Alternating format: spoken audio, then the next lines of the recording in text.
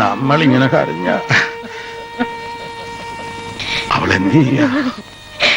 കിടക്കുക, ഒന്നും കഴിച്ചില്ല.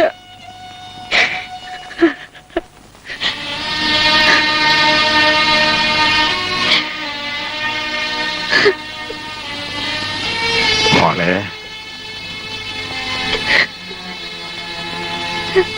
എഴുന്നേറ്റ് വല്ലതും കഴിക്ക.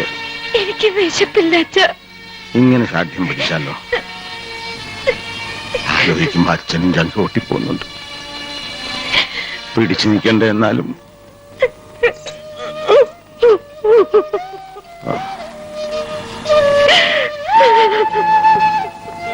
മോളെ കരയാതെ വാ, എഴുന്നേക്ക.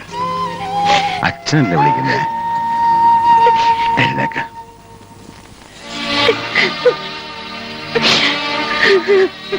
കരയാതെ. ഈ മുടിയൊക്കെ ഒന്ന് നേരെ കിട്ടിവെക്ക്. അമ്മ താഴെ കഞ്ഞി വിളമ്പിച്ച് കാത്തിരിക്കുക. ഞാൻ പിന്നെ കഴിച്ചോളാം അച്ഛ. പറ്റില്ല, ഒരു തവയെങ്കിലും അച്ഛന് വേണ്ടി.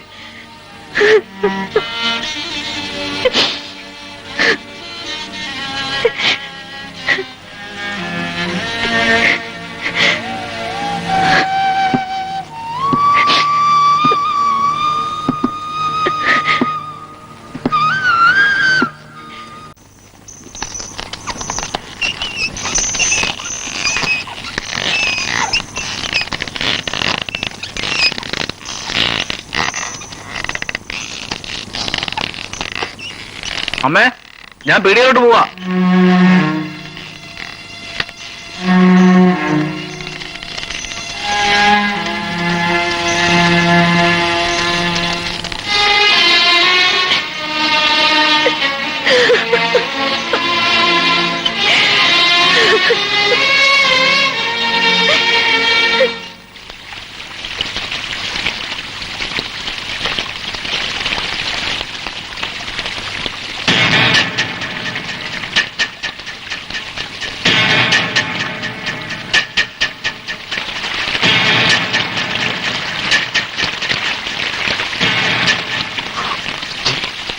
ഞങ്ങളുടെ നാട്ടിൽ ഇങ്ങനെ ഒരു പതിവില്ല. ആളുകള് ഇപ്പൊ തന്നെ പറഞ്ഞു തുടങ്ങിയിട്ടുണ്ട്. എന്ത്? എന്റെ നാരനേട്ടന് എന്തെങ്കിലും വരും ജയിലിൽ നിന്ന്. എനിക്ക് കാത്തിരിക്കാം. നിനക്കങ്ങനെ ആരും വരാനില്ലല്ലോ. പിന്നെ ആരെ കാത്തിട്ടേ ഇവിടെ? നാട്ടിലേക്ക് തന്നെ പോയിക്കൂടെ? അത് ഞാൻ തീരുമാനിച്ചോളാം. ഓ, ഇവിടെ തന്നെ കഴിഞ്ഞൂടെന്നാണോ ഭാവം? ഭർത്താവില്ലാത്ത വീട്ടില് എന്ത് അവകാശം ഒരു പെണ്ണിന്?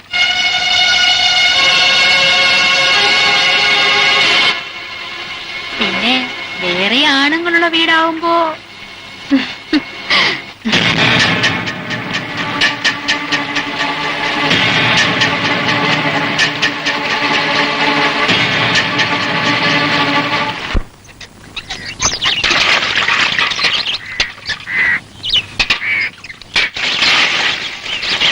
മഴ ചാറുന്നാ തോന്നണേ. അകത്തുണങ്ങാനിട്ടോളൂ.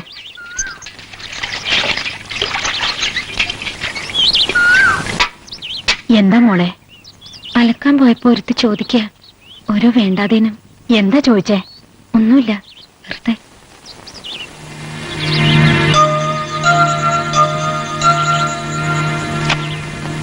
മോളെ,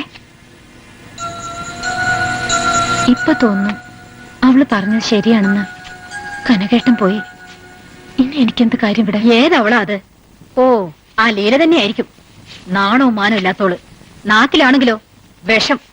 ഞാൻ ഇപ്പൊ തന്നെ അവളുടെ അഹമ്മതി തീർത്തു കൊടുക്കുന്നുണ്ട്. വേണ്ട, അമ്മ ചോദിക്കാനൊന്നും പോണ്ട. അവള് മാത്രമായിരിക്കില്ല, അങ്ങനെ വിചാരിക്കുന്ന പലരും ഉണ്ടാവും. മോൾ ഇനി തുണി അലക്കുന്നത് ഇവിടെ മതി. അതും ഇതും പറയാൻ ഇവിടെ ആരും കയറി വരില്ലല്ലോ. എനിക്കിവിടെ ഇപ്പോ ഒരവകാശം ഇല്ല എന്നുള്ളത് നേരല്ലേ അമ്മേ? എന്തിനു വെറുതെ ആളുകളെ കൊണ്ട് പറയിപ്പിക്കുന്നത്?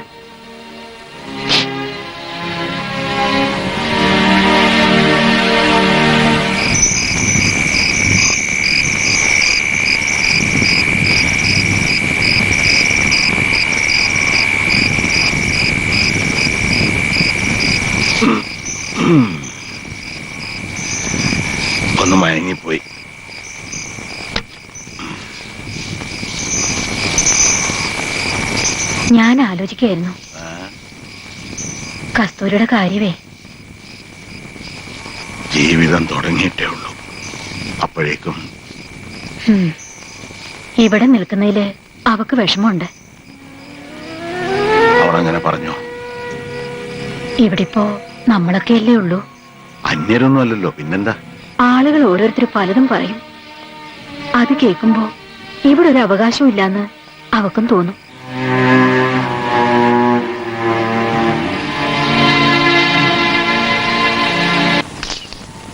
അച്ഛനെ ഇടത്തിയോട് അല്ല കസ്തൂരിയോട് ചോദിച്ചോ? ചോദിക്കാനും പറയാനൊന്നുമില്ല. അവക്കൊരു ജീവിതം വേണ്ടേ? വേറൊരു വീട്ടിലേക്ക് പറഞ്ഞയക്കാൻ മനസ്സ് വരുന്നില്ല. അത്രയ്ക്ക് സ്നേഹിച്ചു പോയി. കണ്ണടയുന്നവരെ എനിക്ക് അവളെ കാണണം.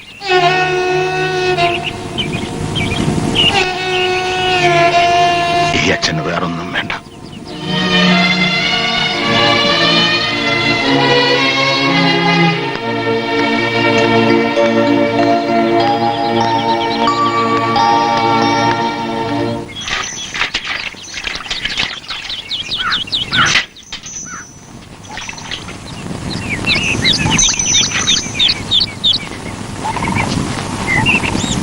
ഓഹോ, ഇതാണ് പണിയല്ലേ? പൊട്ടനാണെന്നും പറഞ്ഞ് ഓരോ തോന്നിവാസം പഠിപ്പിക്കാം. ഞാനോ? ഇവൻ തന്നെത്താൻ പഠിച്ചതാ. അച്ഛൻ വരട്ടെ, ഞാൻ പറഞ്ഞു കൊടുക്കുന്നുണ്ട്. ഓ, എനിക്കാരെയും പേടിയില്ല.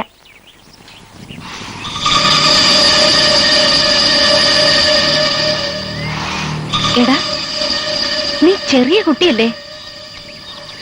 അത് പണ്ട്. ഞാനിപ്പോ ചെറിയ കുട്ടിയൊന്നല്ല.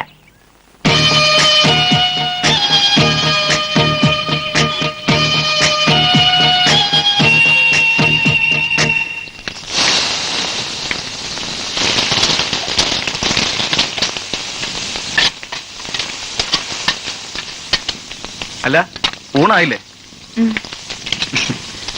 അമ്മ എവിടെ? നടുവേനായിട്ട് കിടക്കുക. ഞാൻ വിളമ്പി തരാം, ഇരുന്നോളൂ.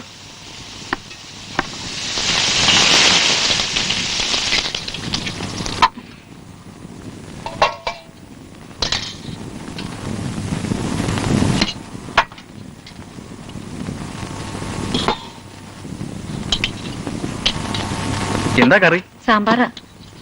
കടവത്ത് പോയിരുന്നെങ്കിൽ നല്ല കരിമീൻ കിട്ടിയനെ. ആ, നാളെ ആവട്ടെ. കസ്തൂരി, എന്താ നീ വിളിച്ചത്? ഇനി എനിക്ക് അങ്ങനെ വിളിക്കാനല്ലോ. ഏടത്തിന്ന് വിളിക്കേണ്ടി വന്നപ്പോഴൊക്കെ പേര് വിളിക്കാനായിരുന്നു എനിക്കിഷ്ടം. ഇനിയിപ്പോ നമ്മുടെ കല്യാണം അതുടനെ നടത്താമെന്ന് അച്ഛൻ പറഞ്ഞത്. ഇല്ല, അത് നടക്കില്ല. ഞാൻ ഒരിക്കലും സമ്മതിക്കില്ല. കസ്തൂരി, ഞാൻ ഇറങ്ങിപ്പോ.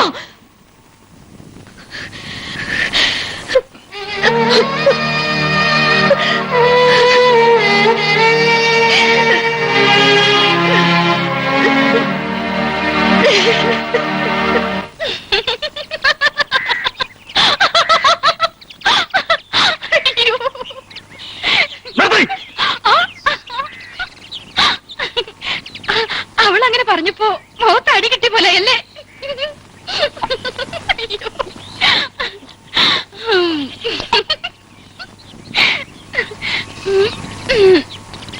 അയ്യോ,